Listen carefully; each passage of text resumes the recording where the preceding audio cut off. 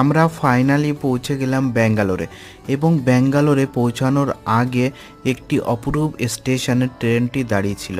তখন এই ভিডিওটি শ্যুট করা এবং এখান থেকে আকাশের যে দৃশ্যটি সেটা দেখতে লাগছিল অপরূপ। আমরা স্টেশন থেকে বেরিয়ে ফ্লাইওভার দিয়ে যখন একটা রাস্তা থেকে আরেকটি রাস্তা পার হচ্ছিলাম এই দৃশ্যটি দেখতে পেলাম। খুবই সুন্দর লাগছিল এবং এই সিটিটি দেখেই আমরা এসেই বুঝতে পারলাম একটা আমরা ভিআইপি হাইফাই সিটিতে চলে এসেছি। তারপরে আমরা এখানে কাজের জায়গায় আসার পরে আমাদেরকে স্যার বলছিল যে এরকমভাবে কাজ করতে হবে, এখানে এইগুলো রাখতে হবে, এই সমস্ত কিছু আমাদেরকে সব কিছু বলে দিল।